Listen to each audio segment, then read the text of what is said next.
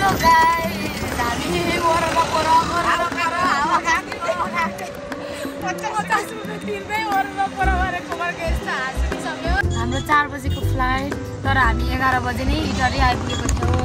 यो गर्मीमा अनि अब विराटनगर जाउँ भने यत्रो घन्टा के गर्दै बस्नु, खाना खाउँ भनेको एउटा पसल खुला छैन।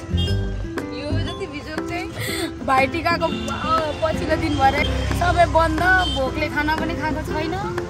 फेरि उहाँ यता होइन मामाहरूकोमा जुन भन्दा फोन मलाई उठाउने होइन, भर्खर त्यही भएर विराटनगर लाग्दै थियौँ। फेरि बल्ल फोन उठाएर फेरि इटरी फर्केको, फेरि हतार हुन्छ ढिलो हुने भयो भनेर फेरि विराटनगरै फर्किँदैछौँ गाइस। अहिले चाहिँ के गर्नु भयो यहाँ दाइसँग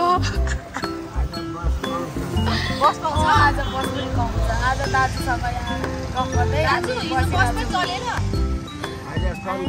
अब विराटनगर जाने गाइस, उतै भात खोजी खाने के हुन्छ पाएन नि त मैले। गाइस हामीले धेरै बेर बस पर्ख्यौँ आएन, त्यही भएर यही सफारीमा गाईलाई नै पुर्याउनु लगाएको है। अब विराटनगर यहीँ जाने, कति शीतल हावा खाँदै सरर र गाडीमा गर्मी हुन्छ गाइस। कति गर्मी क्या, कति गर्मी। कुन महिना रे अहिले? कार्तिकमै गर्मी। कार्तिकमा पनि किन गर्मी नहटेको बारे, लास्टै गर्मी। काठमाडौँ नै राम्रो वेदर। हामी अब कतै घुमौँ भने पनि सामान छ, त्यत्रो सामान बोकेर कहाँ घुम्ने गर्नु? त्यो सामान नभएको भए त हामी घुम्ने हो। जोगमुडी पुगेर आउँथ्यौँ नि, सामान छ, अब सामान बोक्दै लाने कुरा भयो। 400 रुपियाँ तिरेर हामी जाँदैछौँ भने जानु 450। तर काठमाडौँको रेटपछि के हुन्छ?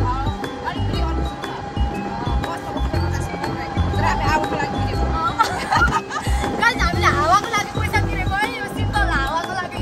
बसमा गएको भए 50 रुपियाँ, हावाको लागि पैसा तिरेको।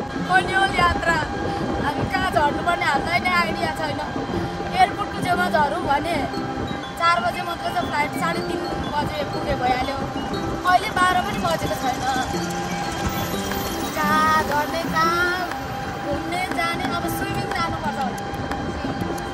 गाइस हामी आइपुग्यो विराटनगर। केही गर्ने भयो, कहाँ झरौँ भन्दा एयरपोर्ट नै जाउँ भनेर एयरपोर्ट आइपुग्यौँ र हामी यहीँ झऱ्यौँ, किनभने हामीले खाना पनि खाएको छैन। बल्ल यहाँनिर एउटा खुला रहेछ रेस्टुरेन्ट है।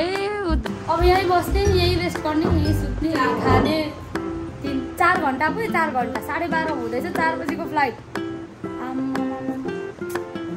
गाइस हामी फ्रेस भएर आएको।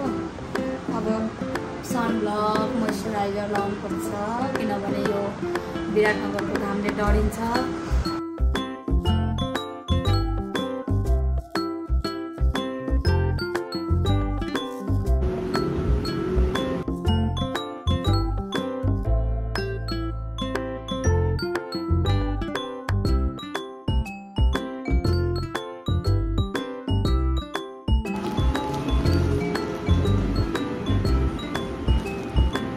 चोकमाको फुल हिजोको थुक्पा आइपुग्यो। हामी चाहिँ फेरि यस्तो गर्मीमा पनि थुक्पा लभर क्या, सुप लभर भनौँ न। सुपी आइटमहरू मनपर्छ। यस्तो गर्मी छ र पनि थुक्पै खानु परेको हामीलाई। तातो खाना खाने विचार थियो, मासु भात, तर के गर्नु, एउटा ठाउँ खुला थिएन। हाम्रो रोल पनि आइपुग्यो है गाइस। हाम्रो चटपटे आइपुग्यो, चटपटे अमिलो पिरो ट्वाक्कै चटपटे खाने भयो। अब ल गाइस, बल्ल 3:30 भयो। खाजा खाइसकेर निन्द्रा पुर्याएर रेस्ट गरेर गफ गरेर 12:30 देखि 3:30सम्म बस्यो हो गाइस। हाम्रो फ्लाइट डिले भएछ, त्यो पनि 2.5 घन्टा। अघि मेसेज आएको रहेछ फोनमा, मेसेज पनि 3 घन्टा ढिला। हामीले मेसेज पनि नहेरेको, वेदर पनि राम्रो थियो भनेर मेसेज पनि हेरिएन। यहाँ भित्र आइसक्दा पो 4 बजेको फ्लाइट 6:30 गाइस। हामी अब त्यही वेटिङमै बस्नु 2.5 घन्टा गफ गर्दै भनेर भन्यो, बस्नु सकिएन। 2.5 घन्टा के गर्नु बरु अब विराटनगर अब बेलुका पनि हुनु लाग्यो। अब चाहिँ अलिक शीतल होला भनेर अब घुम्ने हो। 2 घन्टा 2.5 घन्टा सफारीमा चढेर फन बजार घुम्ने हो गाइस। हामी जोगबनी लाग्यो फेरि होइन। अब के गर्नु त 2 घन्टा अघि नै जाने भनेर त सोचेको थिएँ, तर घुम्ने विराटनगरको पनि बाटपट्टिको हालत हेर्नु है गाइज हामी जोगबनी आइपुग्यो अब घाँटी दुखेको छ यस्तो गर्मीमा घाँटी दुखेर तर झन् पफ्यायो भने झन् दुख्छ है अब हामी गइँदैछ यस्तो छ यहाँनिरको हालत गर्मी त गर्मी नै छ अब हामी जान्छौँ अब गाई कत्रो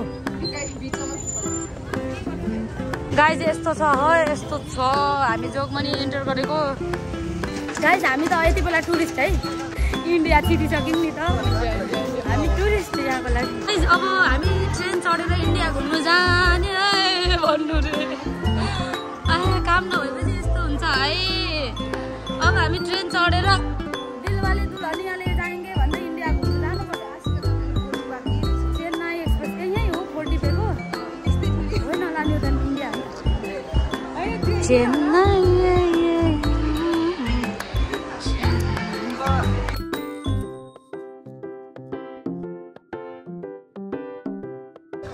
गाइस हामी फर्केको अब यहाँबाट एकदम गर्मी भयो कति रिस उठ्ने कति चाहिँ बा यो के अरे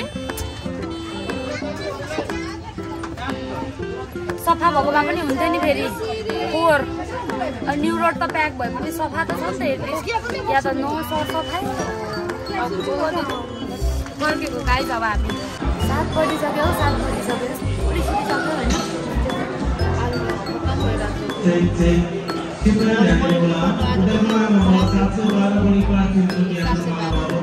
अगाडिकोहरू भर्खर जाँदैछ गाइस फाइनली हाम्रो टेकअप भयो यस्तो धेरै वेट 7:30 भयो अब सुतेर पुग्ने हो लास्ट थाक्यो आज 8 बजे हामी पुग्दा है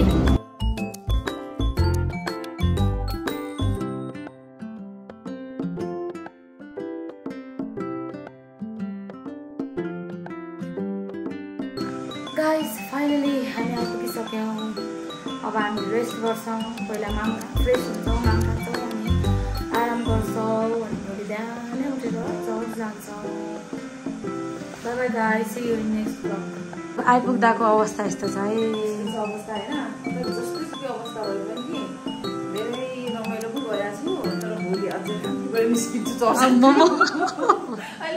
तपाईँको यो त नि क्रुस जस्तो देख्दो रहेछ हौ त्यो